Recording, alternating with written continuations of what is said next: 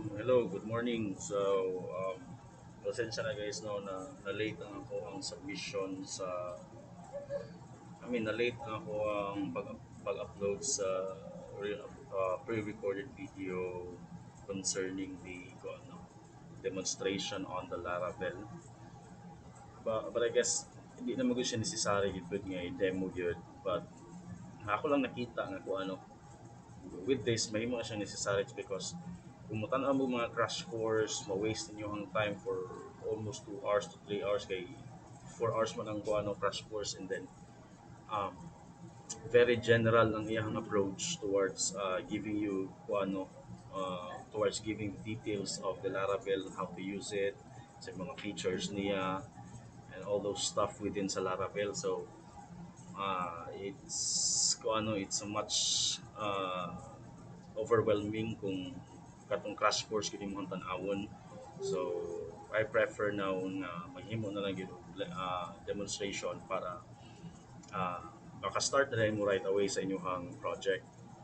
Kay somewhat ang project is somewhat kuan man o kanang tanan ng panghatag na akong details karon is uh, will really lead you no to develop your project easier. Okay. Um, I've noticed during sa tong klase na may mga errors sa inyong sum, and I hope this might help no sa inyong problem. So first is if ever dili mo start ang inyong kanibitang MySQL. If dili na mo start, i-stop lang nimo tanan tapos adto ka sa iyahang my.ini. Okay? My.ini, i-click lang nimo ning config, open my.ini, and then pangitaon nimo iyahang default port. No, search lang ka 306. So ang ako wala na dili na ma-search because ipag-change naman ako ang port into 3307. So change your port sa inyong MySQL into 3307. Kay by default 3306 man na. So ako na siyang i-change into 3307, and then search across sa inyong my.ini file ang 3306 and change it to 3307. So mo yung first niyo buhaton, and then next is agto mo sa inyong Apache config, and then open php ini. Then next is find di ko ano katong 3306 gihapon, find 3306. So ako dili na ma-search it because gipang-change na ako ang port into 3307. So ana gyapon para mag-connect si Apache ug si MySQL. So ana ipang-change niyo mong ports into 3307. So mga ana tapos start na dai nimo no. Watay mahuman og start ang Apache, ayaw niyo pahibaw ang computer nga nagdali mo. Relax lang. This time I will allow you to use the PHP my admin nga dashboard no. So para madali mo. So open na siya, and then mag-create ng database din hiya. We'll name this as para unique, may mo na siyang unique no user underscore list. Okay? So create na to siya user list. And then yeah, first wala pa siya kung ano attributes and entities. So basically wala pa siya table. Pwede na ito na i-close din sum. So mag-download ta karon og Laravel. So first install your composer no. Ito lang ka sa composer na website, search composer, and then mo ni magawas no. Agto ka sa kung depende sa inyo no kung i-click ninyo download. Then depende sa inyo kung Windows installer mo, so download this composer setup. Okay? Or you can download it via command line using PHP. So you can download it actually. Okay. So next is pag mag-install na ka composer, you have to check your your environment if nala by composer na install. Composer. So naana siya composer na install no. So guys, i-zoom lang ninyo ang video if ever di niyo maklaro ang mga text kay para maklaro na ninyo ang akong mga naklaro. So you'll have to really zoom the video. Next is or maximize the video, no? Or saan naman so may tawagan na. Uh, yeah, maximize. So this time we'll install a Laravel, no? Asa man mo siya prefer i-install. So ako siya i-install dito sa C sa IT110. So I will name this file as sa to pag-install gani. Um, so search lang nimo Laravel installation and then um, yeah, try na to ning composer create project Laravel. So ato lang ni i-copy din niya and then ato siyang i-paste. Okay, and then we will name our first app into a ano, um, lar app. Okay, so basta na nato siya mahuman install.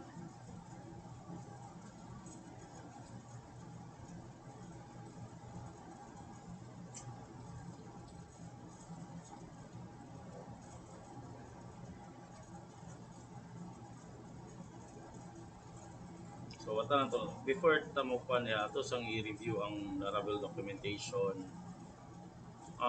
Mao magin yung instruction, no? For our first project, node an npm composer installed if you are developing macOS PHP and composer can be installed by a homebrew virtual machine ka. So in addition, we recommend installing node and npm. Oh, install po din mo ani guys, kaya ito na yung open node and npm. So basagin mo guys, no? Basagin mo. Ayaw ginang skip na nalargo. Yeah, you depend too much on YouTube, tanaw mo mga tutorials. So ayaw kayo mo pag-depend ana. You really have to rely on you rely more on kung ano documentation. So dinhi nabantayan na to na si requirement installing node and npm. So install nimo ni guys, no? So sa man ani recommended for most users for Windows delete as recommended, no, for most users. So download na nimo install, okay? And then pag after installation, start po yung PC. Reserve mo install og Laravel. Okay? So yung ana. Tapos mo dito wata kabanta ito pag install before kay nanaday ko yung naka-install na daan na node. Kay tungod sa akong mga pagkuano, tungod sa akong pag trabaho sa una sa ako ang thesis katong sa ko ang Django murag node magihapon ang kuan to requirement. So kamo mga first pa lang ninyo mag-start og web development using web framework, so makuratan gid mo magka error yun inyong mga laptop, no. Okay, so kay basically ako man may na-install nga mga kuan some other some technologies nga dependent ang inyong current project. So okay, uh, mana mo install composer kung mana mo install og node and npm. So try na to install na to ang first app, no, Laravel project or app. So nag-generate na lang siya kung ano auto load files. Wata na to. Okay, so mana no? So pag human niya atong sulod din ta sa ato ang kung ano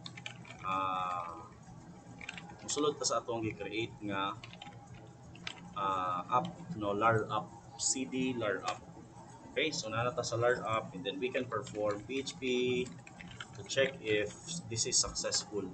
PHP artisan serve. Okay, so yeah, uh, whether na kay some na install or wala, still mo run ni siya guys because Laravel has the capability of generating a web server, no, of our own. So na development server, so walay problem kung wala na ba kay Apache na install or MySQL.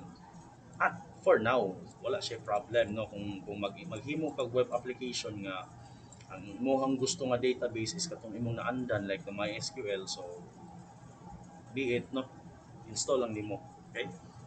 So din hiya open na to ang 127. So mo na ni siya atong first app guys, no. This is successful nga installation sa Laravel. This shows nga successful na to ang installation sa Laravel. Okay, so we'll have to open no, to start with our modification sa ato ang web application. We'll have to open the folder that application no. So open folder. Pangitaon lang nato na siya asa to siya na-install. So mine is nasa IT110 and open Larup. Okay? Kadali lang, niloading na akong PC. Tungod na ni OBS nga nag-run. Ha?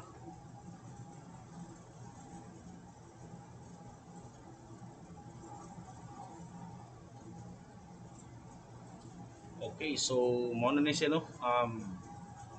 Adto ta asa man nato makita ni ato ang katong first nato nga kani first nato nga page asa man ni makita. As I mentioned during my previous meeting, uh, ang first i-interact ni client is dito ka sa routes. So magto ta sa routes and open your web.php na dito ang code no that pertains to the first client interaction sa imong web application.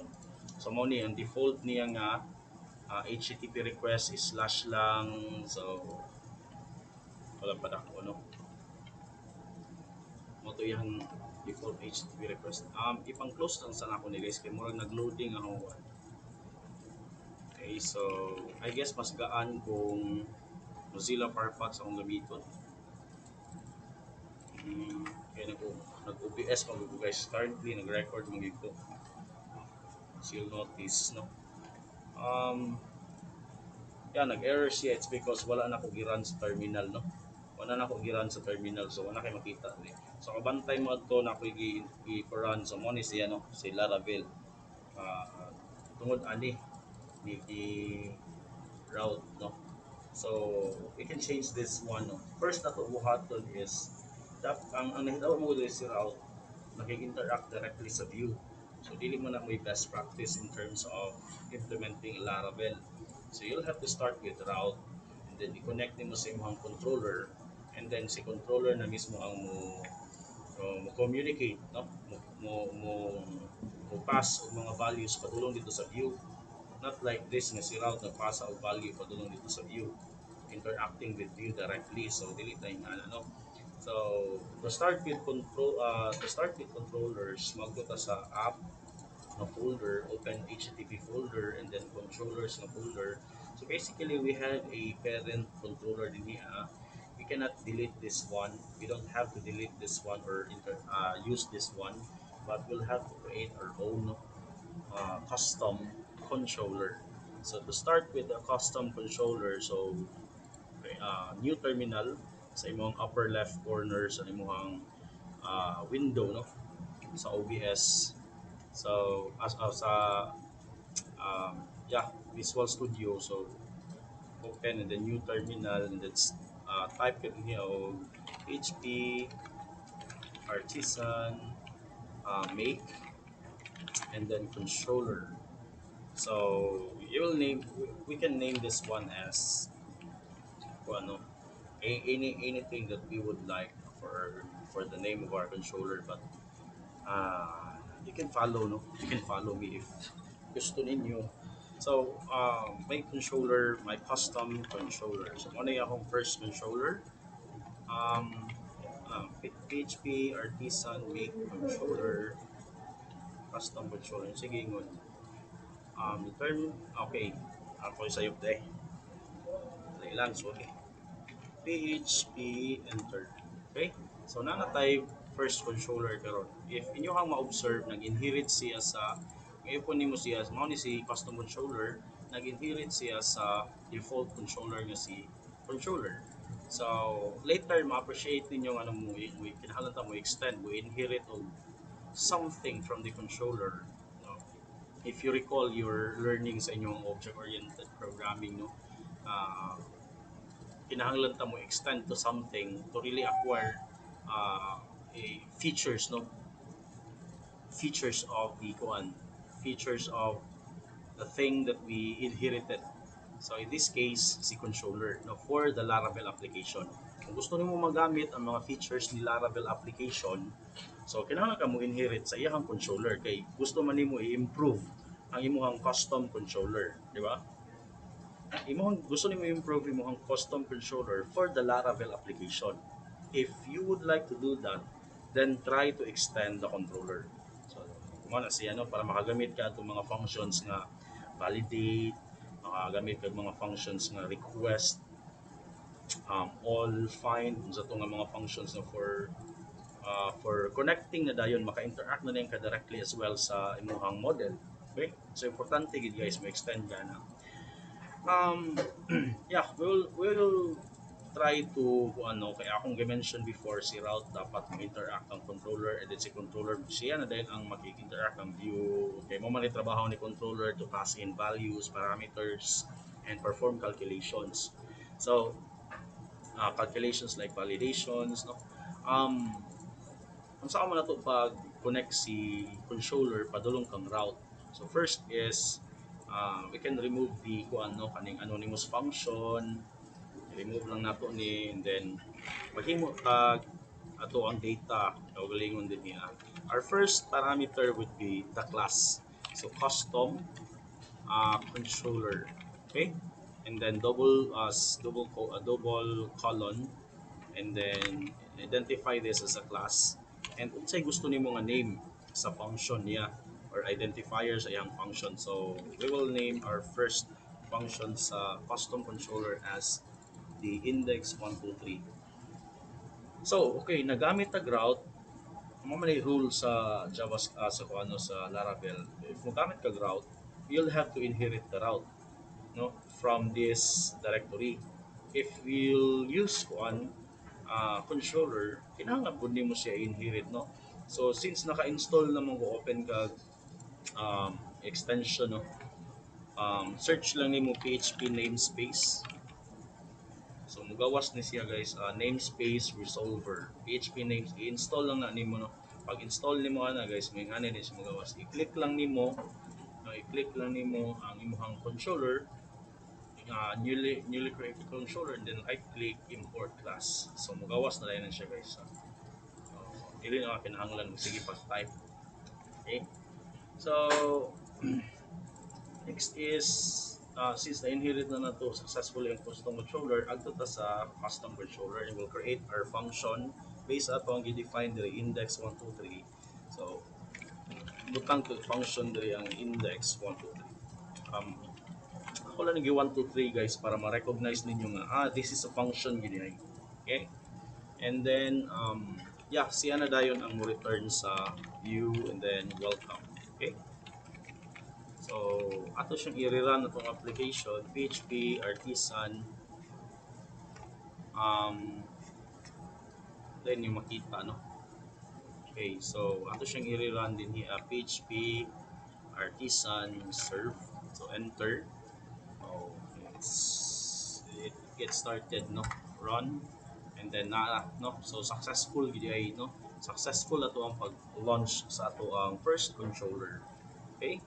So, this time, with the use of this type of ano this type of function calling, we can pass in values, di ba, into a function call, like we can have a ano katong data, no, data. We can store this on a bracket identifying itself as an array, no, and then arrow sign, and then we can pass in like um, hello world. Okay, so that our first data is hello world. Okay, so we can go to our welcome asa man na located sa welcome, no, and it's a welcome nasa view. So dito ta sa resources, open a folder resources, and then open the folder view, and then here it is known as a welcome din. Then yeah, Pwede natin siya deleton tanan, and then we'll try to make our own HTML. Try if you're using VS Code, you can immediately type doc enter, so you'll have a full HTML document na tayo, starting document. So um, we'll name this as a welcome, and then print, no, to print something on the print something on the HTML document. Kinahanglan ka magamit ani, before kinahanglan ta mag-ana, no, PHP ana siya. Okay, try na to. Ana man to data, no, before, and then we use patag echo. So kung ato na siyang i-save and then i-run na to sa atong application, so still, no, nigana si hello world. Pero kung imo mabantayan, kung daghan na kayo na siya, it's like ugly coding na siya, very redundant, samo kay naka siya tanawon. To really make our code neat, no, in Laravel, we'll have to use the new way, no, of printing a PHP code, printing something using a PHP code on your Laravel. So dili na ni kaning saning starting uh, line sa Laravel sa PHP, dili na. So ana na lang, no, and then data. So this is the most easiest way, no, to print something using PHP. So gamit tag Laravel, so Laravel in Laravel way na siya. Okay, so run na to, run na to siya. So still, no, i-run niya ang data, and then we'll try to pass more values, no, sa imuhang kuan. You can arrange your code into something like this, and then ana, okay, you can put comma as a separator, data 1. You can put uh, world is good, um, data 2. So like mga random sentences na, no, I love programming. Okay, and then we'll print this one, no, padulong din BR,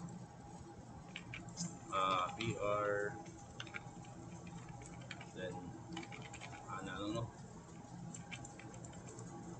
until when, until data 4. Okay, so reload na to, appeal pa rin ang data. Okay, so reload data 3, wala data 3, it's because kumagot na din okay, data 2 data man, data 2 load. Okay, so yan na. You can also pass in you can save this one as an array, no, dato din na into a variable, no, data 0, and this is an array. Okay, so pwede yung ana, guys, and you can pass in the data, no, this one, and you can also perform another set, no, hello world 2, programming 2, and mga random text lang. Okay, tapos yeah, next is um, dali lang, guys.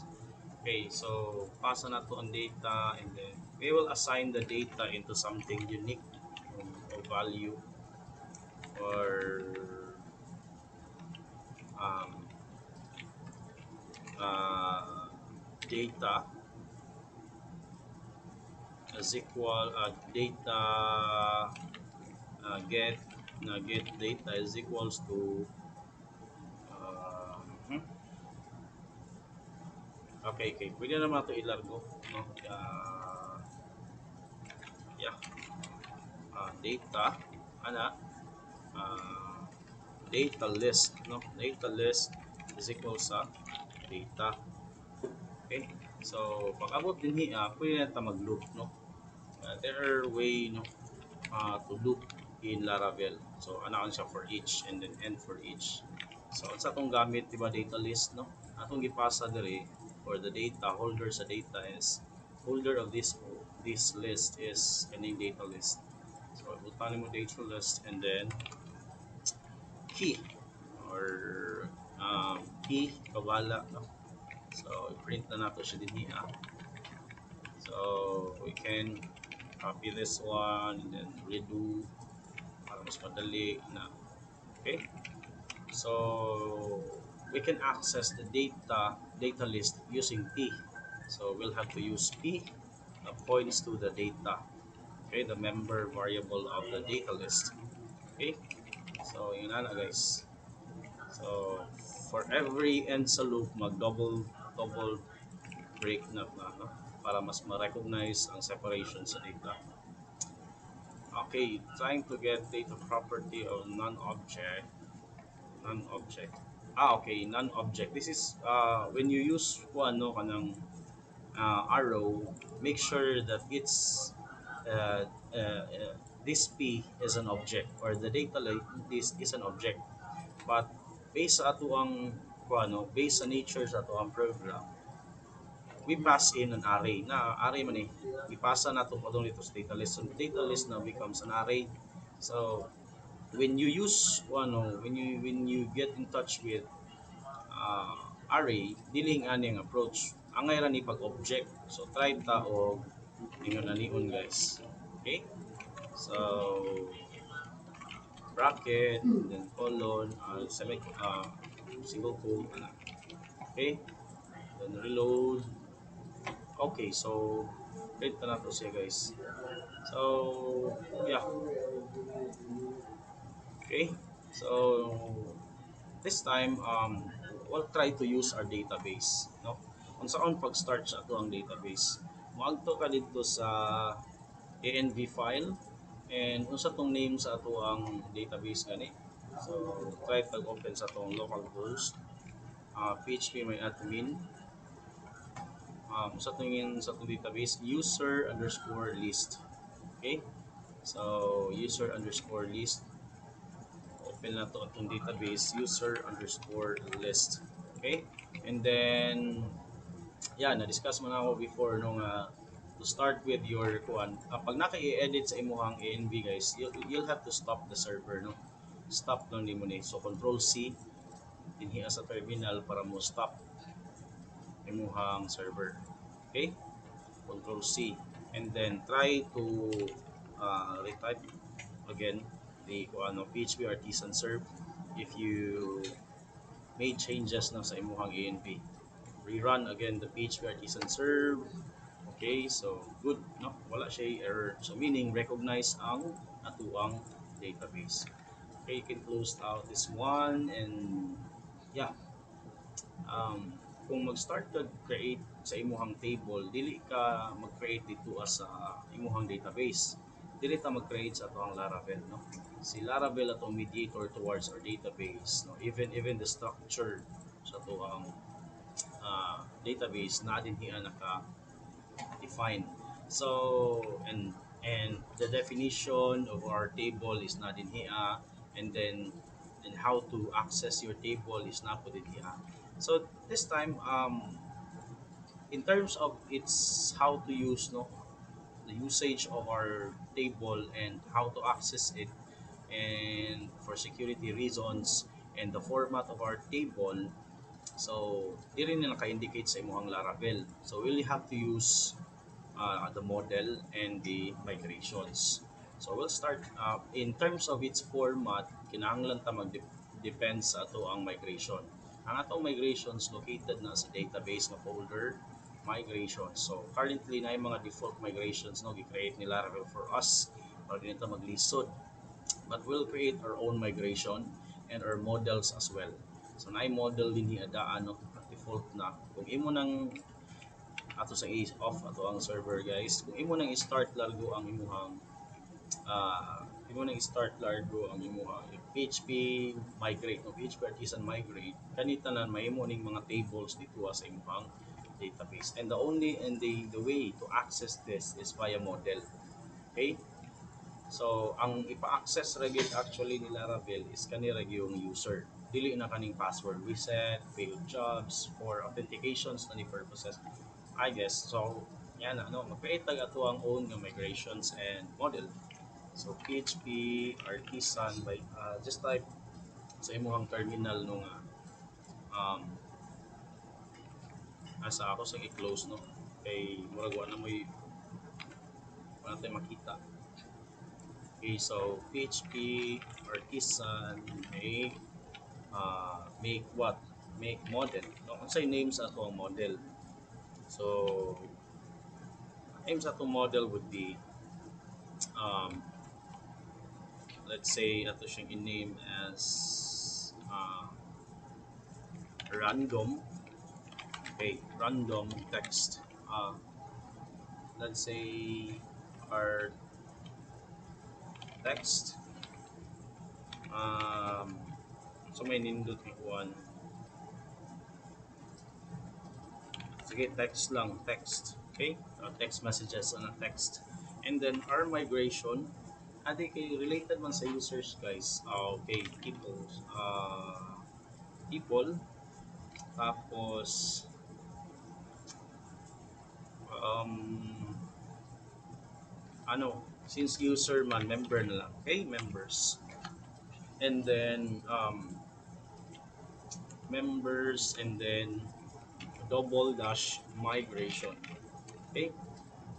Um, ang purpose ani is whenever mag-create a model such as members, mag-create po siya og migration as well. Okay?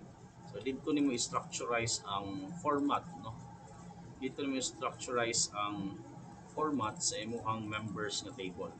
And then hit enter, so nag-create na siya og model nga members and as well as the migration nga members. So, open na to ato ang migration nga members. So, guys, no? Na-create na si uh, format, no? Create siya for the migrations later on sa ato ang members nga table. So, we'll have to start with our table.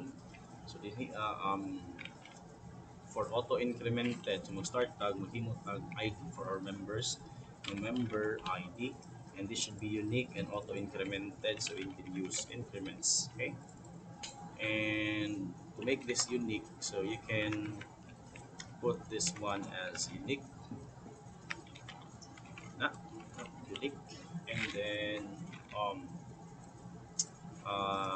copy again, and then put sa may next na to for our kung ano mga fields sa ato ang members. So table, increments, member ID, and then next is so my next let's say name, no, full name. Okay, full name. And then for the full name, we'll use a instead of varchar, we'll use string. And pag save na dito sa imuhang PHP my admin, varchar na siya dayon dito actually.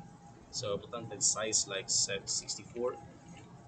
And then next is another for let's say magtry lang tag age, no, age.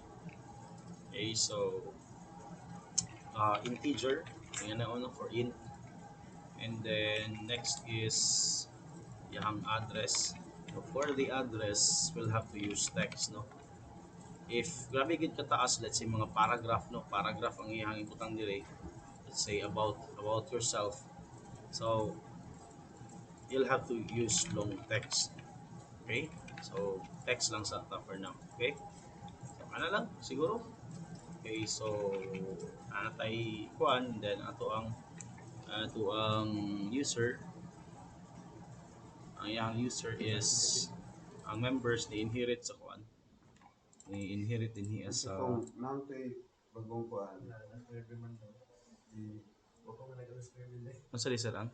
Aircon to yo. Alas 9 mag-on. Mo. Sige, sige.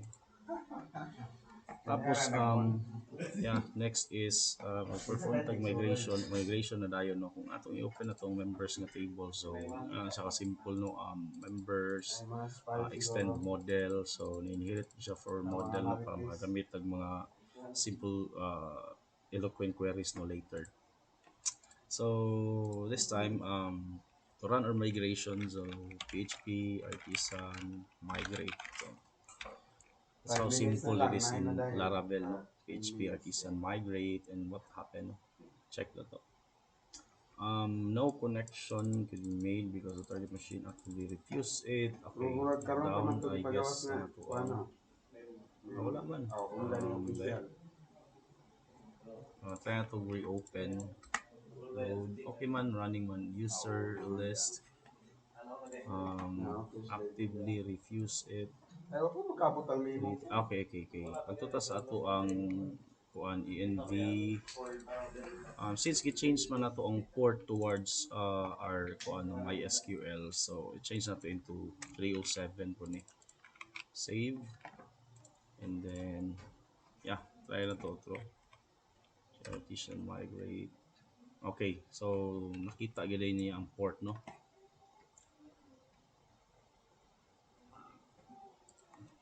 So yeah, check na to ato ang ano, check na to ato ang PHP may admin atong database. Database din niya is user list, and naka-create siya katong mention ako ang mga default tables no. And ang ato ang pinaka-aim nga table is kaning si members no. Ano siya members din hiya, and along with its structure no. Naka auto increment no. And then naka varchar 64, ang age is integer, address is text no. Okay, so next na to buhaton guys is we'll insert data padulong dito sa ato ang uh, padulong dito sa ato ang database. So padung dito most specifically padung dito sa ato ang table. So in this case members, di ba? So we'll make an instance no sa ato ang members coming from the model in ato siyang buhatag instance dinhi sa atong controller, kay sa controller na to gamiton no. So new, di ba, ana mo create og instance new members no, along with the open and close brace, open and close parentheses. And then asa man nimo i-store ang imong instance, who will be the instance now. So the instance would be, you can randomly name this one as an xyz, no, ikaw bahala, or you can name it as a member. The table is the members and access it one by one as a member, so something ana na pwede gihapon. So this time we can now access no the member, or the member variables of the members no, sa ato ang model atong table. So may mga member variables or mga fields sa ato ang members. So adto ka sa imuhang table. So since auto incremented naman ning member ID, so dili na kinahanglan adto ta sa largo ta sa full name.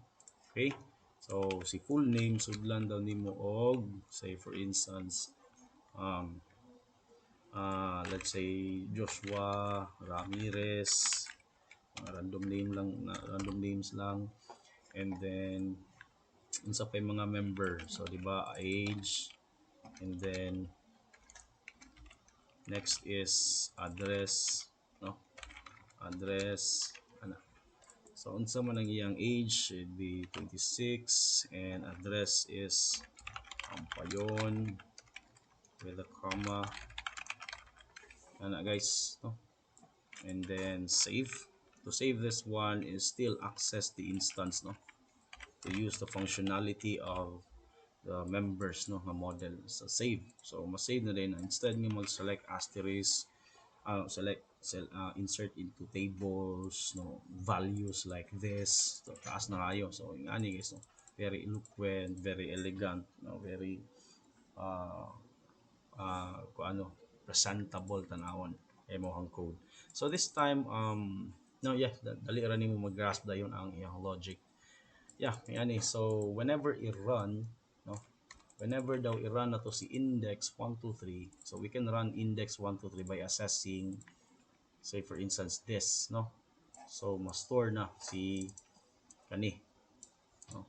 Iya din ning i-perform ning code, and as well as returning the welcome, no, loading the welcome nga kuan, uh, nga model, welcome nga unsa man, welcome nga blade. So this time we won't load the welcome, no, via view. So magkuan perform lang ta dinhi og let's say result, o himo tag own nga variable diri, result is equals to member, and then save, and then we will kuan, no, identify if the result is successful, no, result if it's equals to 1, so we can echo like um, successful, no, successful uh, database insertion. Okay, yes, else okay, but I guess dili na siya mo unsuccessful, always successful na siya. So try na to, reload, enter. I guess wala na to giran ang kuan, wala to giran ang ato ang development server, run or development server, ano, serve, not server, serve. Okay, so naani nga ako ano, okay, address point, and then so okay, members not found, so meaning nag-use ta og model nga members, so this is identified as a model, but I mean wala kasabot si Laravel unsa din ni si members, so kinahanglan nimo i-specify unsa ni si members, so right click, import nimo ang class ni members, so in this case model lay siya, no, makabalo si Laravel na this time via Visual Studio Code nga functionalities and capabilities, of really, no, inheriting or kung ano kanyang identifying unsa din ni si members, si members there is a model, no, from the app na folder, so yun ana, reload na to, reload, so no, successful database insertion. If we'll check our kung ano, we'll browse from our members table, so you'll see na insert niya siya successfully. If you reload again one more time and then recheck your database, so duha na si Joshua Ramirez. Okay, you can direct your routes towards another kung ano HTTP request, let's say load, insert, let's say insert member. Okay, say insert member, so obviously pag agto nimo dito sa kuan no slash, wala man ay sulod diha, wala mo kay type, type diha, enter, so wala, no, wala siya makita, so unsaon man, so i-insert to nimo, ipa-identify nimo unsa gyud imong request, insert member, so same as unsa nimo pag-type ning insert member. Okay, so pag ma-detect ni route nga na kay HTTP get request using this URI, so i-lead ka dito sa specific function ato nga class. Okay, reload. Okay, so successful database insertion once, for the third time. So nanay 3, the list din here. Okay, we can perform a dynamic, no, way of inserting data sa ato ang database.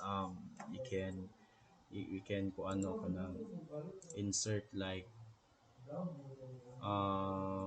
kanang, let's say this will be the name, no, and then this will be the age, a dynamic way guys, this will be the address. Okay, so whatever i-type nimo after the slash, and then the second slash and the third slash will be identified as the name and address, the age and address, no, in this order. Okay, so this time pag abot din hiya sa index 123 sa custom controller, we'll have to pick, no, whatever iyang gi-pass in. So we will identify this as a request. I will identify this as a name. So to, di ba, name, then address, and then I guess age, and then address. No? So this time we'll store this one instead of this static no value. So we'll have to really change no uh, unsa ni nga mga things nga gi-point. So ana address. Okay? So reload na to guys somewhere sa insert member, and the name would be let's say Karen, uh, Karen Rosales, Karen, let's say Karen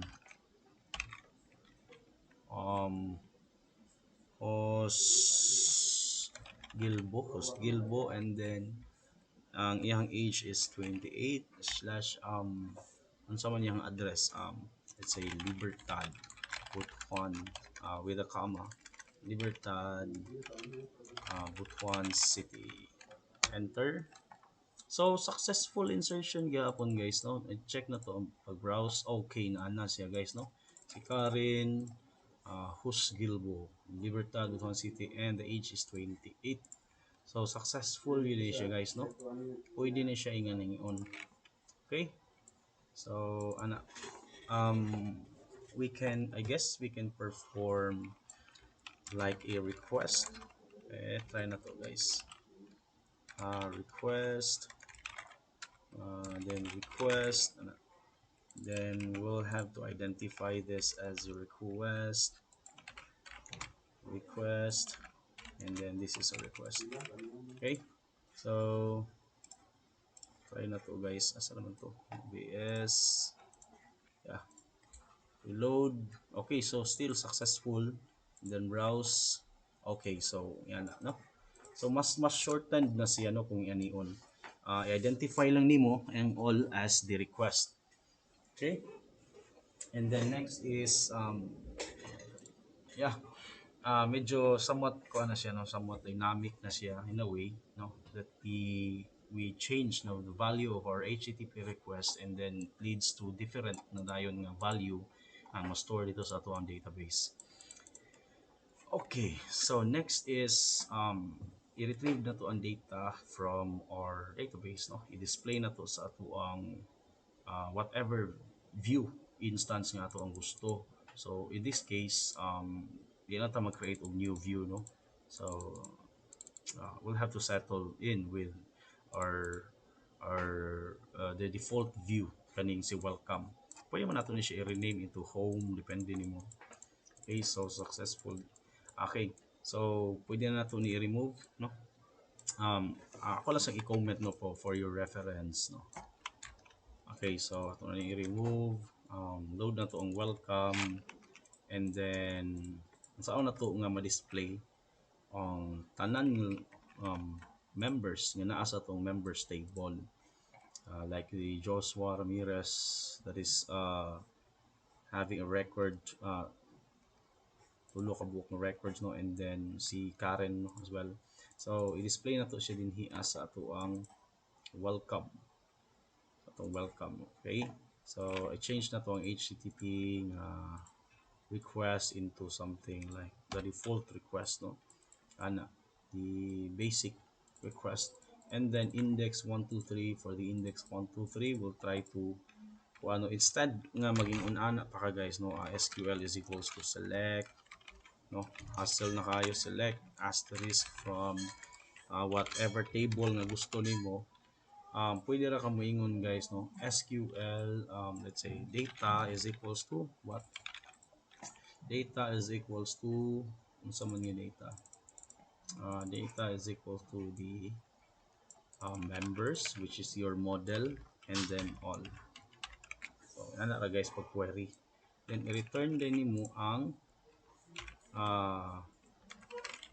user no, ang mga member list, members, member list no? Or the list na lang, ano na lang, the list into your data. Okay, so pag abot dito sa welcome atong i-perform ang kuan no, ang atong i-display no ang list via P. So unsa tay mga member dayon ni P kung imong tan-awon asa nagikan si P from list, from the data, from the members no. So ang imong mga objects coming from your database via model is somewhat converted into an array format. So this time we'll try to deal with our data as an array, no, coming from our database. So this time unsa gani structure niya, di ba? Atong gamit is full name. So full name, age, address. So this time it's a full name, age, and then address. Okay? So ato siyang i-reload din hiya guys. Okay, so mo na ni siya no, si Joshua Ramirez. Next is si Karen. So ka-display na siya no. Um, we can put a label for every data on the display. Okay, this is a name. This is an age. So yun pagkuan sa Laravel guys no. Then this is the address. Okay. And then yeah, display na siya. You can also perform uh, can display it in a table width with a width of 100%, and the border is 1. So you can use put a label of our table, let's say the full name, and then um, full name, the age, and then the address, and then another, yeah. So since kaniman ang mo repeat, so for every line no, so for every row, so we can convert this one as trtd. So isulod na lang nimo ni. Okay, ana guys. Okay, and then copy this one, ana, diba? Age, and then the address. Okay, so kung kapila mag-repeat ning tr depende sa for each kung pila siya magka-repeat, so maputo nga times ang number of rows na mo display, di ba? So yan na guys. So reload. Okay, nara yung age no. You can also insert kung ano option para sa inyong code, option, and then unsa man yang option dayon din hiya no, button, edit no. For the edit is to use no, ana atalasang temporary ko ano sign para di siya mo reload, edit, and then delete. Okay, so this time load na to, so natay edit and delete. I guess ako i-perform this time is ang delete. Kabalo naman mo atong dinhi di ba? Si Karen slash H21. Kabalo naman mo ato the how the nature of the HTTP works. So this time yeah, we'll pass in the kuano the ID. Pag request niya kuan guys sa custom, pag request niya members all, appeal na ang member ID ana, okay? So we can actually access as well no ato members ID. So ato sa i-remove members kaning member ID no. So delete, agto daw ta sa method no, agto ta sa HTTP request ni delete no, and then unsa dayon ang ID, unsa man ang ID, the P no, katong member ID ang ato ang ipa-delete.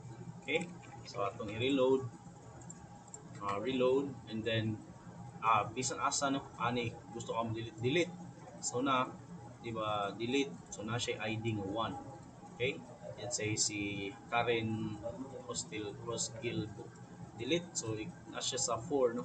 Okay, ataw nimo ang fourth nga data is 4 po ang iyang ID no, 4 po ang ID. So try na to og 1, perform procedure no dito sa delete. So pag agto na to sa atong routes, sa routes ka guys, kung gusto ka maki-interact sa imong mga HTTP request, so agto ta sa delete, no? Delete daw, delete. Actually, ito sa delete na siya gipasa. Whatever yang gipasa, imuha na siya i-translate as the member or the mem ID. Okay? The mem ID. Pag abot dito sa custom class controller, maghimo ko ng function nga delete data. Okay? Delete data. So pag abot dito sa custom controller, we'll have to create another function and we'll name this as delete data. And make sure you include the request. No? Kaya naman siya ipasa. Ipasa. Kining si index, pwede na wala. No? Kaya wala man tayo ipasa. Okay, so kung abot ito, request, we can perform query once again. No? Uh, okay, so delete data. Pag delete niya sa data, we can actually delete, no? Delete, and then unsa to nga data? The request, no? The request that points to mem ID. So try na to. Once successful in deletion, um, i-load na po niya, no? Um, yeah, actually pwede ta mo redirect. Di na ta kinahanglan mag-retype ani kay na naman diri no? Mag-redirect na lang ta, no? Return, return kay request mo sa return, redirect asa pa dulong, no? Dito sa empty. Okay, so meaning ma-reload lagi hapon balik lagi hapon sa welcome. Hopefully ma-delete siya na try na to. Reload. So, asa may gusto na to i-delete kaning si Joshua. Yes, kay daghan na kayo. Kaning kaduha nga Joshua Ramirez. Delete. Okay, this when not object context. Uh, function delete mem id delete data custom delete data. Okay, mem id delete mem id. How many delete get custom controller class delete data.